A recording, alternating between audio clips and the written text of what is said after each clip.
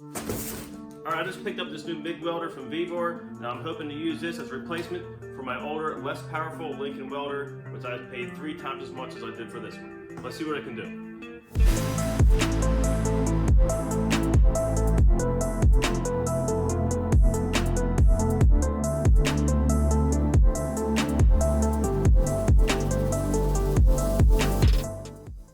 Alright, we'll start off by getting this out of the box.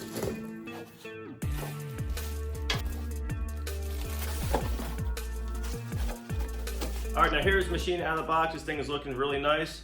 Now one of the first things I noticed is it comes with a 110 power plug. Now that only allows this machine to run up to 120 amps of welding capabilities. Now it comes with an opposite adapter. Normally this is the first thing that comes out of your machine.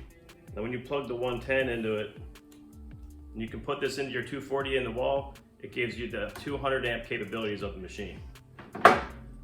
Moving on, this thing comes with a really nice ground cable. Everything on this machine has DINS connectors, which makes it really nice to take apart. It gives you a stinger so you can do some stick welding or MMA, and this really stout looking MIG trigger gun.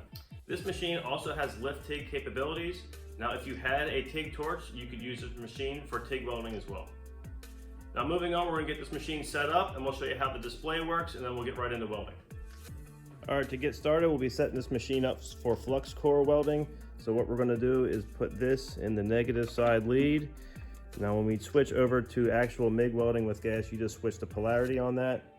Now we can come in with our actual ground wire, our ground clamp, and that's gonna go in the positive section. Give that a twist and lock it into place. Now we can come to the other side with our MIG gun and actually get this screwed into the front of the machine.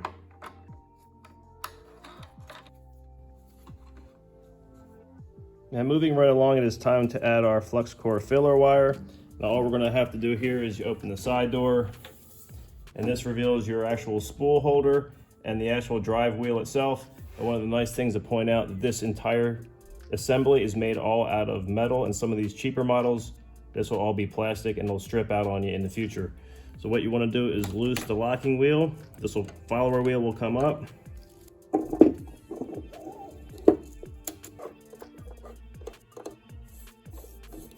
So you're going to continue feeding the filler wire through there until it comes out this side of your MIG gun.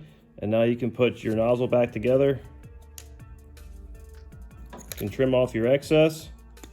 And don't forget to lock in the rolling wheel. All right, now that we have everything hooked up, let's do a quick test run to see how the feeding machine works. Perfect. Now that we have this thing ready to go and all hooked up, it's time to turn on the machine. I'll show you how the digital display works. And then I'll show a quick comparison to how that relates to my Lincoln welder, and then we'll get into some welding. All right, now that I have the machine fired up, you can hear the fans running. I'm just gonna go through some of the quick modes here. Now this is set to MIG manual right now. Now if we cycle through, we can go MIG synergetic, so this will automatically change the feed rate to the amount of amperage that you're using. Makes it really quick and easy. We'll move over, this is the MMA setting for your stick welding. And this is the TIG lift setting if you had the TIG torch. So we're going to move this back over to the MIG manual. Now the next thing down is the material. So this FE is for ferrous metal, which is your carbon steel. We'll move over, that's your stainless. This is for flux core welding. This is what we'll be starting off welding in. And this is for welding aluminum. Cycle back to flux. Lower button here will save your automatically upload and use your last saved welding data, so whatever your settings were, if you liked it, you can save it here and bring it back up. And on the opposite side, if you get it to where you want it, this is what will save it to the machine, and this will recall it later for future use. Over here on the right side is your trigger mode. Now the 2T is where you hold in the trigger and you weld, and when you release, it lets off. If you put it in the 4T mode, this is for your longer welds. You click the button once on the MIG gun, it'll continue to weld until you click it again to turn it back off. Not my favorite, so I put it back in 2T. Another important feature on this machine is the wire diameter. So this will actually let you modify how much the thickness of the wire you're using. So right now I have 1 millimeter, and if you're doing some thinner stuff, you can go down to 0.8. So we'll put that back over to 1 millimeter. All right, so I just gave you the quick overview of my newer Vevor machine. Now this is my Lincoln Pro MIG 180. This has been an amazing machine over the years. It only has 180 amps, and this is as much adjustment as you get on the front. You can change your wire feed speed, and then you can change the heat range that you're using. This machine will only work on 220 volts as opposed to this one, which gives you both options and has a digital display to work with. Okay, so to run this machine through its paces, we're going to start off with some 16 gauge sheet steel. Moving on, we have some 1/8 inch plate, followed by some 3/16 inch plate, and lastly the big stuff, 1/4 inch.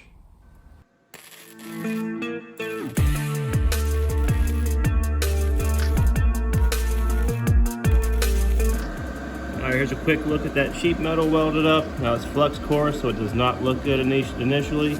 We'll have to clean the slag off of there, and I'll show you what it looks like afterwards. There you go, cleaned up, looks a lot better. Okay, now it's time to step up to this 1/8 inch material.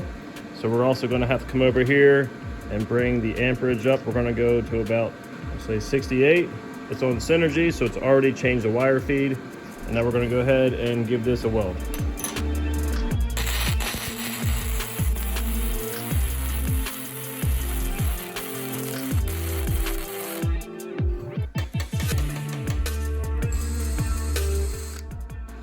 Alright, and again, there's that 1/8 inch material welded up nicely.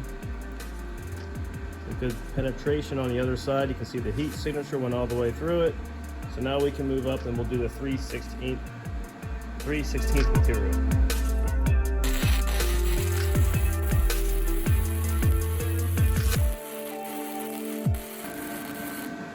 Yeah, it looks like it came out pretty good. Let's just clean this up. All right, and there is that 3/16 material welded up.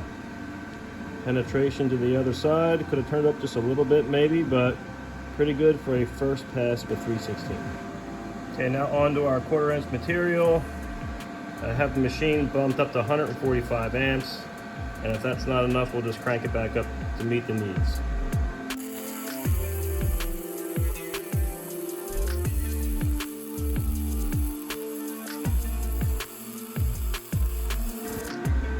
All right, here's that weld after 145 amps. We're going to clean it up and see how it looks.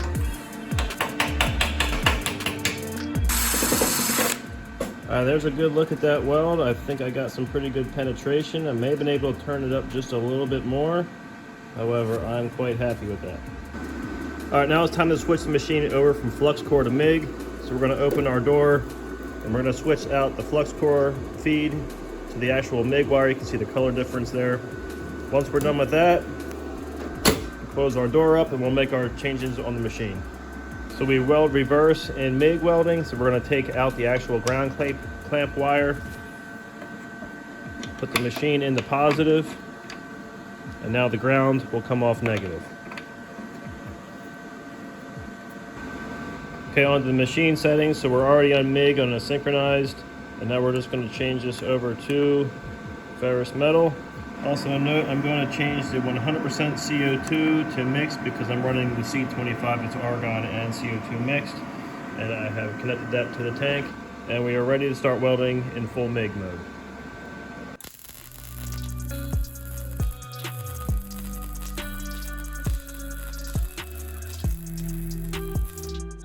Came out pretty good. I could probably do a little better the more adjustments that I make. It looks like I have too much material going into that, so I'll just less on the feed. So to do that, I would take that off the synchrony. All right, here's the 1/8 inch material. We are set at 146 amps right now.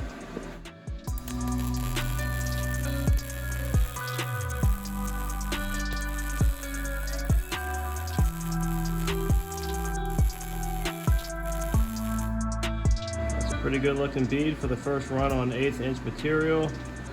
And you can see full penetration on the reverse side. All right, 3/16 is set up. Now the machine is set at 162 amps.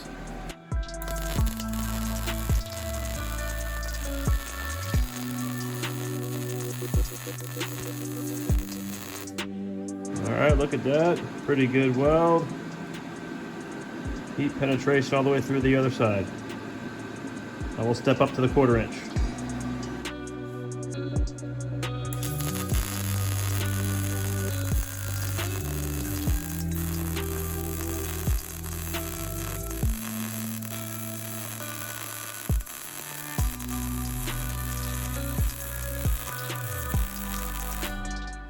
Alright, there's a look at that 1/4 inch weld. They put it together pretty well. Again, good heat penetration through the other side. And still room for adjustment on the machine as well. And a closer look there, you can see I got a little bit of undercut going on.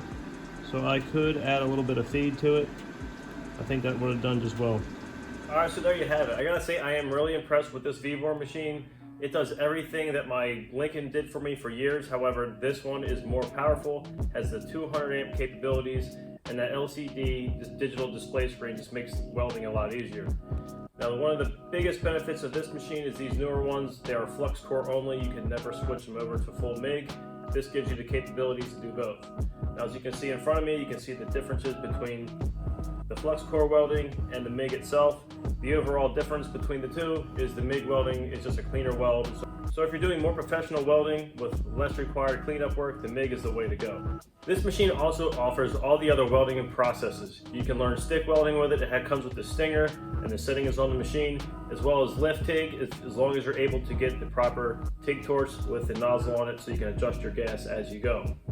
Overall, good machine, way to learn what you're doing. For 250 bucks, this thing does a great job. I spent over $800 for my Lincoln welder way back when, and I think this might be the way to go. Thank you for watching. Join me in my next video, and we'll see you next time.